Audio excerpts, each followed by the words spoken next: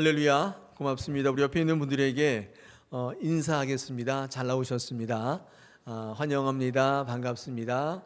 오늘도 이 자리에 나오신 여러분 축복합니다. 오늘도 은혜 누리시기를 바랍니다.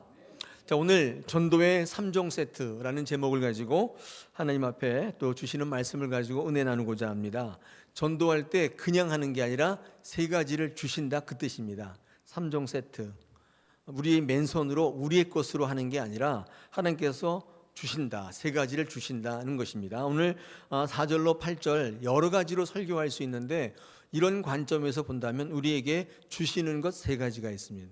전도하라고 명령하실 때 주시는 것이 세 가지가 있다고 하는 것입니다. 순서대로 한번 살펴보시고 여러분 전도하시는데 활용해 보시기를 권면드립니다. 첫째, 성령으로 세례를 받으라. 오늘 5절에 보니까 그렇게 되어 있습니다. 성령으로 세례를 받으라 라고 말하는데 한마디로 말하면 성령을 가지고 하라는 것이죠. 성령을 주신다는 것입니다. 더 정확히 말씀드리면 성령 충만케 하신다. 성령으로 세례를 받으라는 말은 제가 여러 번 수요사경회 때 성경 공부 때 말씀을 드렸는데 세례를 다시 받으라는 얘기가 아닙니다. 성령으로 세례를 받으라고 하니까 나 물세례 받았는데 다시 성령으로 세례를 받으라는 얘기냐, 그런 뜻이 아니라 성령으로 세례를 받으라는 것은 어떤 뜻일까요?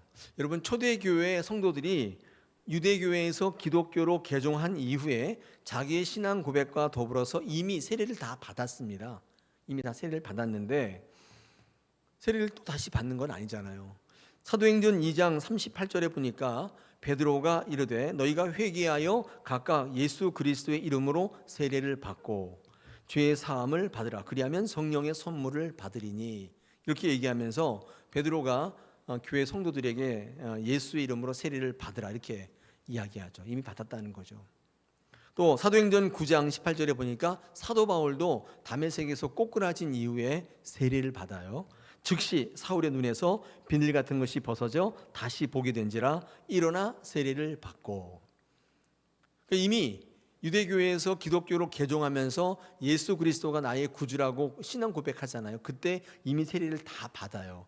근데 성령으로 무슨 세례를 또 받아요? 여러분, 이 성령으로 세례를 받으라는 뜻은 어떤 뜻이냐? 말 그대로 성령 안에 푹 잠기라. 여러분, 물 세례는 물 안에 푹 잠기는 거잖아요. 다시 빼내는 건데 성령으로 세례를 받는다는 뜻은 성령 안에 푹 잠긴다는 뜻으로 우리가 이해해 본다면, 다시 말해서 성령 충만하라. 성령 충만하라.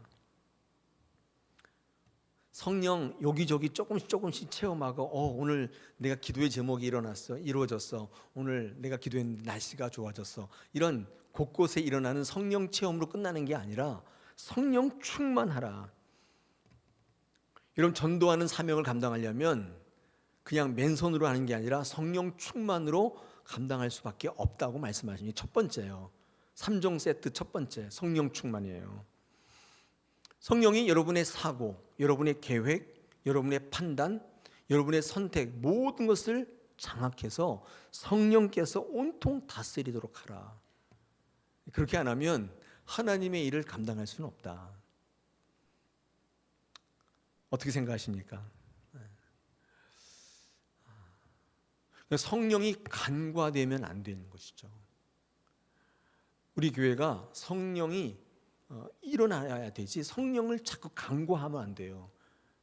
성령이 간과된다는 건 뭐냐면, 다른 말로 하면 이렇게 하면 돼, 내가 할 수 있어, 그런 거예요. 근데 성령이 역사하는 교회는 물론 그런 거 알고 있지만 하나님께서 하나님의 일을 감당할 때 3종 세트 가운데 첫째 성령이라고 말씀하시니 우리 성령을 구하자. 성령이 역사하실 수 있도록 함께 모여 기도하자. 그게 성령이 역사하시는 교회예요. 그러면 놀라운 것을 보게 돼요. 근데 그게 그냥 되는 게 아니라 훈련을 통해서 된단 말이죠. 예수 승천 이후에 교회 시대가 지상에 시작되었습니다. 살아계신 하나님이신 예수님이 이 땅에 계실 때에도 예수님께 갖은 핍박과 환난들이 많았잖아요. 예수님이 이 땅에 계시지 않는다면 얼마나 어려운 일들이 많을까요? 예수님의 그 자리를, 예수님이 전도하던 것을, 예수님이 구원하던 인생을 교회의 성도들에게 위임하셨다고 그랬죠. 위탁하셨어요. 이제부터는 제자들이 나가서 예수님이 하셨던 일을 하는 거예요. 복음을 전하고 살리고 고치고 이거를 하는 거예요. 여러분, 이거의 모태는 교회입니다. 예수님께서 계실 때에도 수많은 어려움이 있었는데, 예수님이 안 계시는, 이 땅에 안 계시는 교회, 얼마나 어려움이 많겠어요. 예수님은 이것을 직감하고 계셨어요. 교회가 스스로 해결할 수 없는 일들이 너무나 많을 것이라는 사실을 알고 계셨어요. 주님은 이 땅에 사역하실 때 입만 여시면 내가 성령을 보내주겠다, 이 얘기를 계속 하셨어요. 이미 알고 계신 거죠. 교회에 모인 인간들 가지고는 안 된다는 거예요. 이 땅을 집어삼키기 위해서 역사는 사단의 역사에 대항할 수가 없기 때문에 주님은 계속 이야기를 하셨어요. 보혜사 성령을 보내주실 것을 약속하셨습니다. 자, 예수님과 동행했던 사도들이 수많은 권능을 행했던 것처럼 교회 안에 성령이 충만할 때 어떤 일이 벌어지겠어요? 그런 일이 상식처럼 여겨지지 않고 정말 그런 일이 있어? 이렇게 얘기한다면 그 교회에 성령이 운행하시지 않는, 인간들의 생각과 인간들의 계획이 팽배한 거예요. 근데 성령이 운행하는 교회는 제가 드린 말씀이 상식화되어 있어요. 하나님이 하시겠다, 하나님이 하실 거야. 교회 지도자들이 이렇게 선포하게 되고 많은 성도들이 아멘하게 되고 실제로 그런 역사들이 일어나는 것을 교회에서 확인하게 된다. 저는 그런 교회가 정말 교회, 아무리 초가 삼간이라도 할지라도, 아무리 학고방 같은 교회라 할지라도 그런 교회가 진짜 교회인 거죠. 성령이 운행하고 있는 것이죠. 여러분, 그 안에 있는 성도들의 삶은 어떻겠습니까? 끝내주겠죠. 성령의 능력들이 나타나기 시작하고, 한번 생각해 보세요. 막 가슴이 뛰지 않습니까? 그런 교회, 그런 교회. 교회와 성령은 항상 같이 갑니다. 교회가 곧 성령이요, 성령은 항상 교회를 통해 권능으로 역사하시는 것입니다. 성도의 삶도 마찬가지입니다. 여러분 지금 신앙하고 있는데 실제로 여러분의 일을 이루는 건 뭐예요? 여러분의 능력 아니에요? 여러분의 경험 아니에요? 그걸 우리가 하나님 앞에 신앙이라고 내놓을 수가 있을까요? 성령께서 이끄시는 인생, 성령께서 이루시는 것을 확인하고 볼 수 있는 인생, 이런 게 끝내주는 거죠. 그런 신앙을 이루기를 간절히 소망합니다. 성도의 삶 속에 열매가 없는 것은 그래서 성령의 역사가 없기 때문이에요. 성령의 역사가 없는 인생은 너무나 힘듭니다. 억지로 하기 때문에 너무 힘들어요. 성령을 받게 되면 성령이 우리 안에서 가르치시고 생각나게 하신다. 요한복음 14장 25절 26절에서 내가 아직 너희와 함께 있어서 이 말을 너희에게 하였거니와 보혜사 곧 아버지께서 내 이름으로 보내실 성령, 그가 너희에게 모든 것을 가르치시고 내가 너희에게 말한 모든 것을 생각나게 하리라. 성령이 임하시면 밝아지는 거죠. 성령께서 여러분에게 가르치시고 기억나게 하신다는 것입니다. 예수님은 이 땅에 계실 때 병든 자를 고치시고 낙심한 자를 위로하시고 복음을 전파하셔서 천국의 비밀이 무엇인지를 자꾸 알려주셨어요. 많은 사람들이 오해했어요. 오해했어요. 예수님이 떠난 이 땅 위에 교회가 예수님의 사역을 위탁받았는데 예수님의 사역을 똑같이 하는 겁니다. 최우선적으로 가르치는 거예요. 저렇게 만나서 이야기해 보면 정말 각자 생각하세요. 그리고 제가 얘기했더니 어떤 분이 그럼 목사님이 생각하는 것도 그 중에 한 거 아닌가요? 왜 내가 내 생각을 적고 목사님의 이야기를 들어야 되나요? 그러게 말이에요. 그러게요. 말 듣고 보니까 그런 것 같아요. 여러분, 그래서 우리는 사역 속의 사명을 생각해요. 저는 하나님께서 이 일을 하라고 여기에 보내주신 사명을 갖고 이 땅에 이 자리에 선 사람인 줄 믿습니다. 저는 이 정체성을 한 번도 잊어본 적이 없어요. 그래서 어떤 분은 이 사명을 가지고 그 자리에 세워주셨고, 어떤 분은 저 사명을 가지고 저기 세워주셨고, 이렇게 모든 지체가 하나로 연결되어서 상합해서 하나의 공동체를 이룰 때 거기에 성령께서 역사하시는 거예요. 제가 말하는 게 전부 옳은 것은 아닐 겁니다. 하나님께서 이 자리에 권위를 주고 세우셨을 때는 그것을 통해서 이루시고자 하는 뜻이 분명히 있죠. 우리 교회 오신 분 한 분 한 분마다 다 그 사명이 있고 뜻이 있어요. 그분들이 하나님 앞에서 존중받아야 되고 그 사명을 감당할 수 있는 귀한 사역자가 되어야 한다고 믿습니다. 그런 교회를 만들어 나가야 할 줄 믿습니다.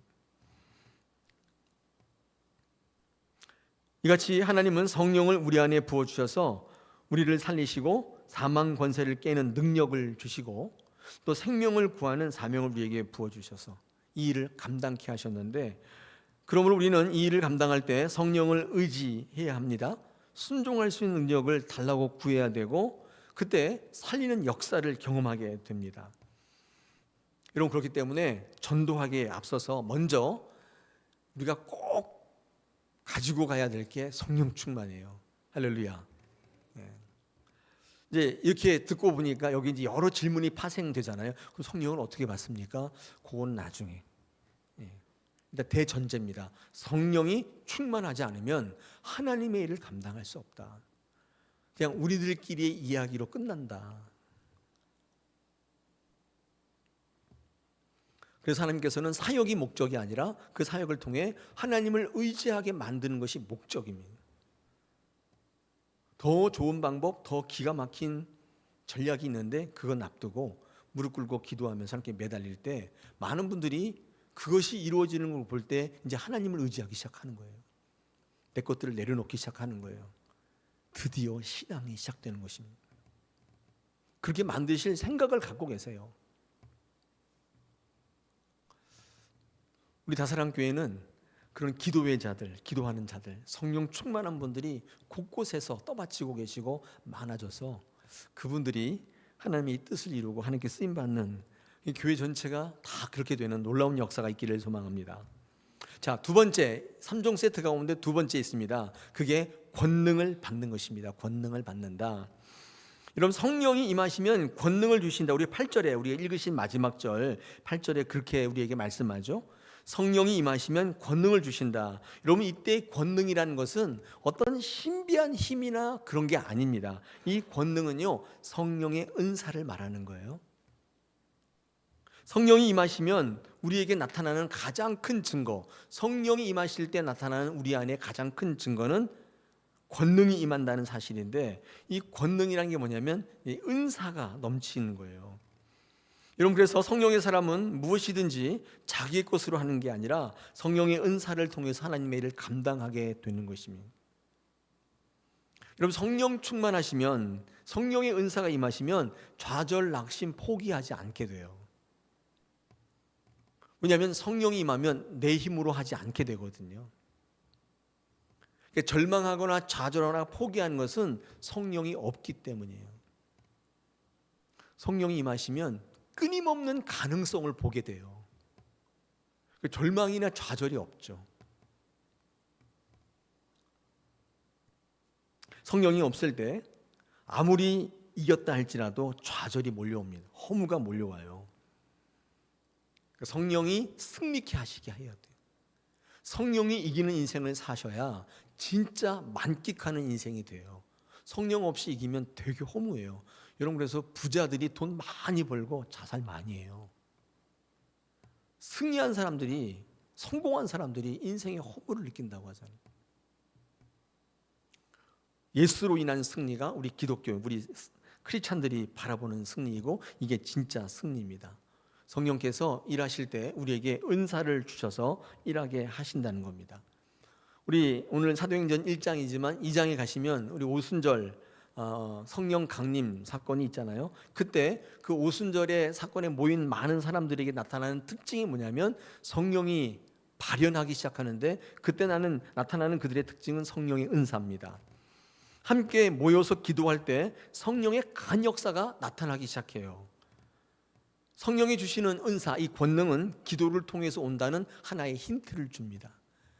아까 제가 파생되는 질문 가운데 성령 충만이 되게 중요하군요. 그러면 성령 충만 어떻게 할까요? 한 가지 나오는 팁이 기도할 때, 함께 모여 기도할 때. 그러니까 교회가 이런 문제를 가지고 함께 모여서 기도하자. 다 오셔서 기도하셔요. 그러면 이게 능력이 나타난다. 이게 성경이 기록하는 하나의 팁이니까 이거 무시하시면 안 되겠죠. 나는 안 해. 그렇게 안 할 거야. 난 따르게 할 거야. 그럴 필요가 없어요. 바쁜데요. 그래도 저는 그럴 여건이 안 된대요. 그래도 이기기를 원한다면 성령이 우리에게 팁을 주고 있는 것입니다.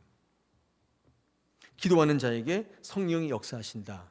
이것은 진리입니다. 성경이 곳곳에서 증거하고 있기 때문에 성령의 역사를 기대하신다면 기도를 시작하셔야 돼요. 이런 베드로와 고넬료의 만남이 사도행전 10장과 9장에 적혀 있는데 베드로도 기도하고 고넬료도 기도할 때 성령이 이 둘을 연결시켜줘요. 기가 막히게. 그래서 고넬료 가정을 변화시키는 것을 볼 수 있습니다. 고넬료 가정이 제9시에 기도하고 베드로는 제6시에 기도했다. 성경에 기록되어 있어요. 근데 딱 맞아떨어져요. 서로 알게 해요. 기가 막히게. 오순절 다락방 성도들에게 성령의 은사들이 나타났는데 그 은사 중 가장 대표적인 게 방언입니다. 사도행전 2장 4절에 보니까 그들이 다 성령의 충만을 받고 성령이 말하게 하심을 따라 다른 언어들로 말하기를 시작했다. 이렇게 증거하고 있습니다. 왜 그들에게 나타나는 성령의 은사가 방언이었냐? 이런 방언은 전도할 때 당시 매우 중요한 은사였기 때문이라고 생각이 됩니다. 많은 민족, 많은 이방인들로 이루어져 있었기 때문에 다른 나라의 언어를 알아들을 수 없다면 복음을 증거할 수 없잖아요. 지금처럼 동시통역이 구글이 있는 것도 아니고. 제가 엊그제 뉴스 봤는데 이제 귀에 딱 꽂으면 듣자마자 이렇게 통역이 되는 게 나왔다 그러는. 외국어를 배울 필요가 이제 없게 됐어요. 이거 딱 들으면 여기서 이게 딱 내 귀에 한국말로 들리는 거. 영어로 말했는데 딱 꽂기만 하면.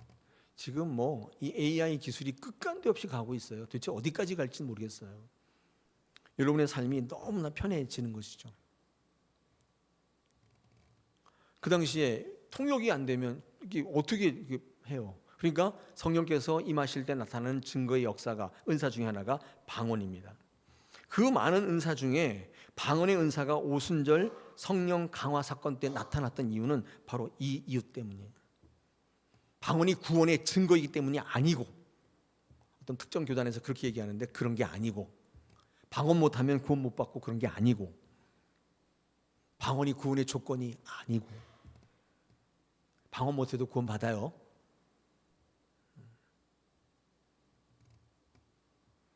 그래서 그 방언을 통해서 하나님의 일을 감당케 하시는 거예요. 왜냐하면 저 사람은 미디안 사람, 이 사람은 애굽 사람 못 알아들어요. 뭐라고 얘기하면 뭘 알아들어야 전도를 하죠.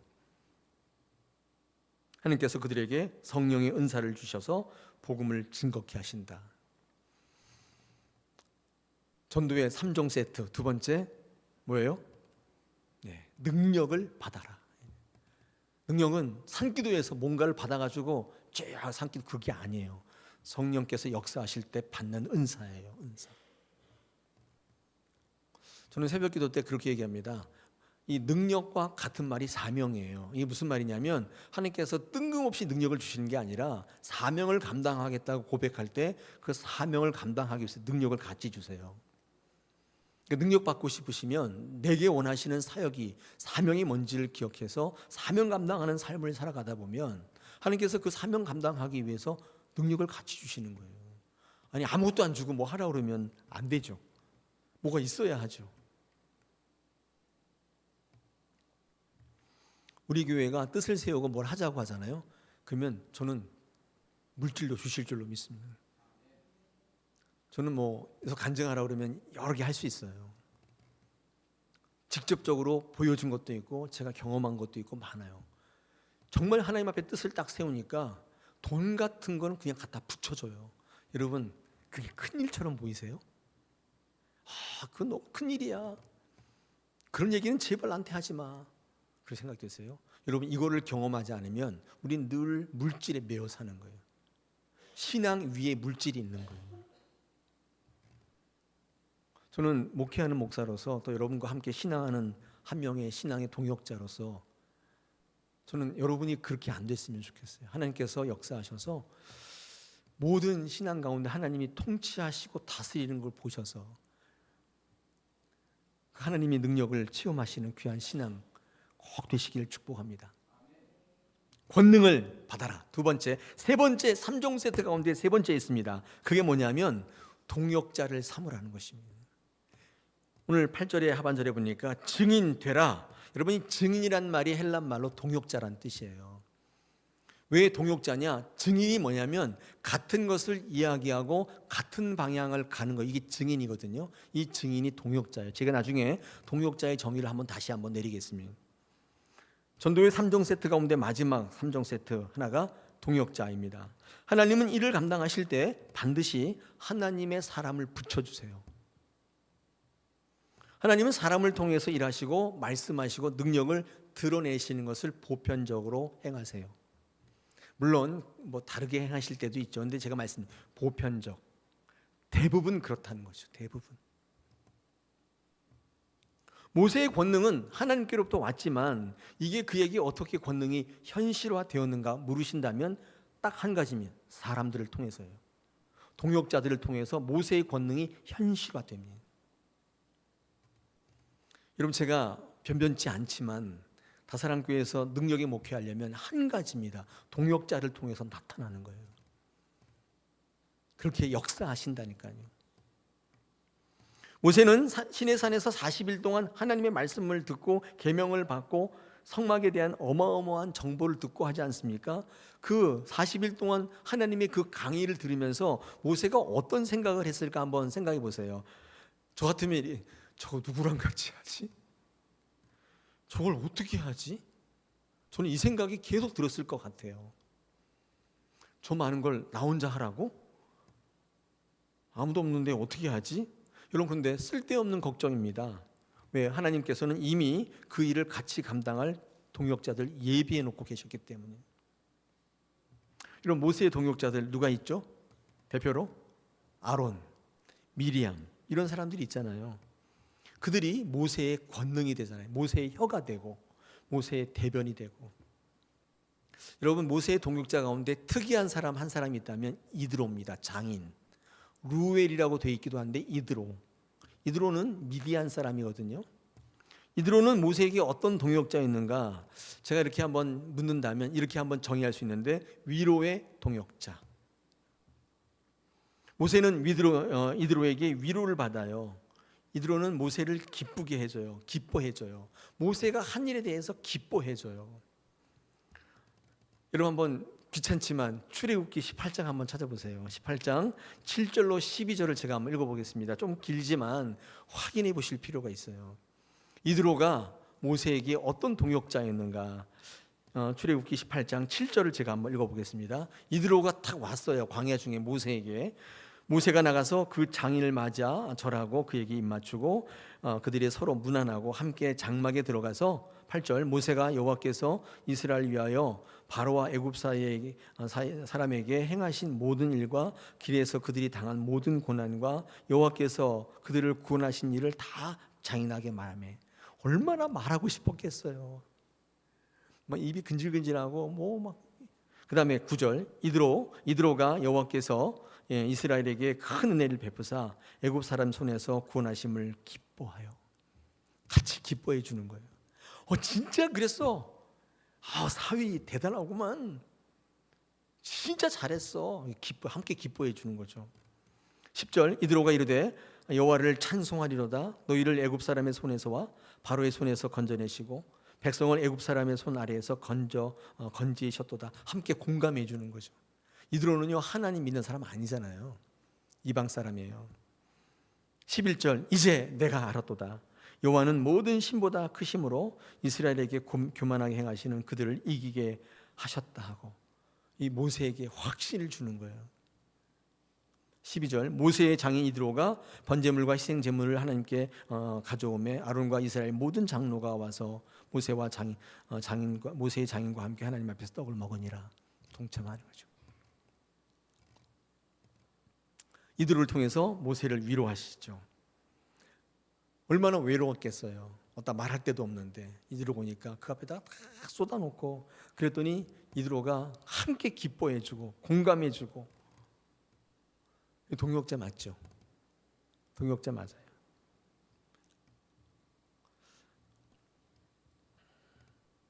모세가 출애굽 사역을 감당하면서 가장 힘들었던 게 뭘까? 저는 그런 거 가끔씩 생각해 보는데, 애굽의 군대였을까요? 광야에서의 배고픔과 목마름이었을까요? 가장 힘들었던 것은 이스라엘 백성들이었을 겁니다. 원망과 불평으로 이어지는, 그걸 뛰어넘어서 모세의 적대 행위를 하는 그들, 큰 부담과 스트레스였을 거예요. 모세는 그 사이에서 알게 모르게 지쳐갈 것입니다. 이런 모세를 이드로를 통해서 위로하세요. 얼마나 큰 위로가 됐겠어요. 저는 이 성경을 읽으면서 이드로의 이 문장이, 이 성경 말씀이 하나님께서 우리에게 말씀하시는 진정한 동역자의 개념이라고 생각합니다. 여러분 들어보십시오. 동역자는 하나님이 하시는 일을 함께 기뻐하고 함께 공감해주고 그 길을 향해 함께 달려가는 것을 이야기합니다. 다시 한번 읽어드려요. 제가 뺏겨온 거예요. 하나님이 하신 일을 함께 기뻐하고 함께 찬양하고 그것으로 인하여 위로받고 전진할 힘을 얻는 거예요. 이게 동역자예요. 방해자는 뭐예요? 동역자와 반대 개념이잖아요. 하나님이 하시는 일에 대해서 기뻐하지 않아요. 교회 하는 일에 대해서 늘 불만이에요. 불신이에요. 본인이 맞다고 얘기해요. 늘 다른 생각을 가지고 있어요. 같은 길로 가려고 하지 않아요. 교회가 하는 일에 참여하지 않으면서 자꾸 다른 걸 얘기해요. 방해자죠. 적대자가 되는 것입니다. 여러분, 다사랑 교회라고 할 때 교회는 어떤 특정한 단체가 아니라 하나님이 여기에 세우신 하나님의 교회인 거예요. 하나님의 공동체예요. 이게 교회라는 것입니다. 제가 지금 교회라고 말하는 것은 뭐 제가 소속된 어떤 그룹 이걸 얘기하는 게 아니라 하나님께서 여러분과 함께 이 자리에서 역사하시고 여러분의 인생을 주장하시는 그 공동체를 얘기하는 거예요. 어마어마한 영적 개념이에요.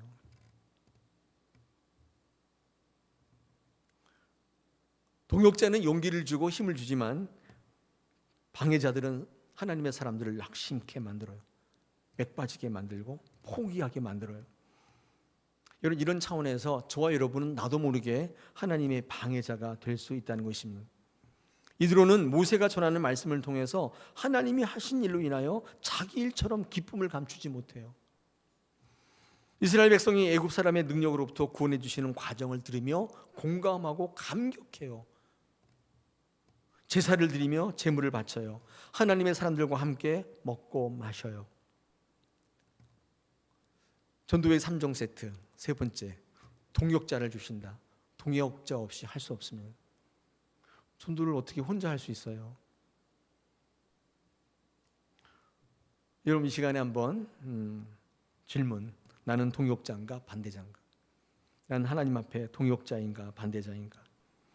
우리는 하나님이 하시는 일로 인하여 함께 기뻐하고 있는가? 정말 교회가 형통하고 부흥되고 잘 되는 일이 내가 잘 되는 것처럼 기쁘고 가슴 벅찬가? 내 일처럼 느껴지는가? 아니면 별개의 일처럼 생각되어지는가? 하나님의 하시는 일들을 함께 기뻐해 주는 사람, 진정한 동역자의 개념이고, 하나님의 일을 감당할 때 동역자를 통해서 하나님께서는 위로와 격려와 만지심을 주신다. 저 예배의 동역자가 필요하다고 늘 새벽에 기도할 때 기도 제목을 내고 있습니다. 예배의 동역자. 그 동역자들을 통해서 말씀이 더욱더 분명히 서게 되고 앞으로 나갈 힘을 얻게 되고 동력을 얻게 되는 것이죠.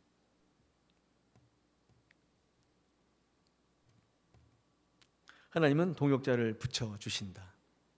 동역자 없이 전도할 수 없다. 3종 세트의 마지막 우리가 분명히 붙들어야 될 것이죠. 필립 브룩스라는 사람이 능력에 맞는 일을 구하지 말고 일에 맞는 능력을 구하라. 멋있죠? 멋있는 말인 것 같아요. 능력에 맞는 일을 구하지 말고 일에 맞는 능력을 구하라. 딱 내가 할 만한 거 이렇게 하는 게 아니라 너무 괜찮아요. 너무 멋져요. 그 능력을 구하세요. 그럼 업그레이드 되는 거예요. 딱 보니까 딱 내가 할 만한 거예요. 무리하지 않 그런 거 하지 마시고, 멋진 일이라면, 하나님 앞에 쓰임받는 일이라면 부족하지만 그 능력을 구하시면 하나님께서 그 일을 통해 여러분 인생, 이 교회를 멋지게 만드신다. 이게 신앙입니다. 하나님을 바라보시고 사명을 바라보시고 필요한 능력을 구하시고, 하나님께서 붙여주세요. 동역자를 세워주세요. 여러분, 동역자의 개념 가운데 이런 게 있어요. 같은 말씀을 듣는 사람, 같은 방향을 보고 있는 사람, 이게 동역자예요. 다른 말씀을 듣고 다른 데를 기웃거리고 다른 데 와서 얘기해요. 그게 동역자예요. 모세만 하나님 말씀을 들은 게 아니에요. 아론과 미리암도 같은 말씀을 들었단 말이에요. 모세에게 주신 말씀을 아론이 듣고 또 미리암이 들었기 때문에 동역이 가능했던 거예요.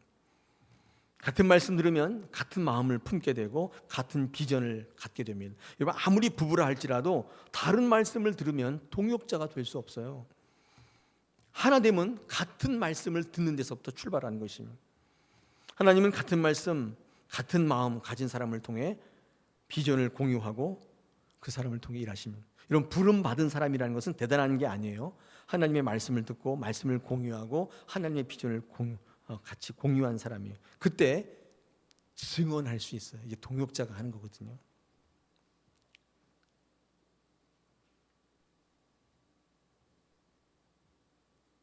네, 나머지는 나중에 할게요. 3종 세트 한번 정리해 볼까요? 첫째, 성령 충만. 둘째, 권능, 성령의 은사. 셋째, 동역자. 이게 딱 갖춰지면요, 저희 교회가 뭘 하든지 이루어요.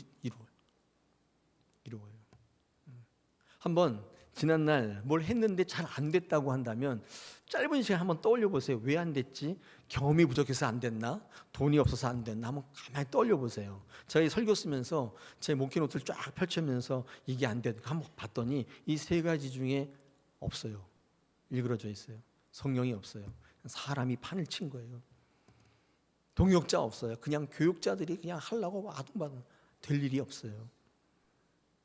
모두 그랬던 사실을 제가 확인했어요. 여러분, 앞으로 우리 다사랑 교회가 뭐 그렇게 많지는 않지만 어떤 일을 할 때 하나님이 주신 3종 세트를 가지고 가면 이게 하나 둘씩 하나님의 일을 일어나잖아요. 그러면 성도들이 그 승리에 적응을 하게 돼요. 실패를 자꾸 하게 되면 해도 안 된다는 실패의식이 만연하거든요. 그러면 다 무용의식으로 가요. 기도할 필요 없어. 예배할 필요 없어. 다 그렇게 가는 거예요. 승리하셔야 돼요. 오늘 저는 인간학적으로 승리의 방법을 알려드리는 게 아니라 하나님의 방법 3종 세트예요. 여러분 꼭 붙잡으시기를 축복합니다.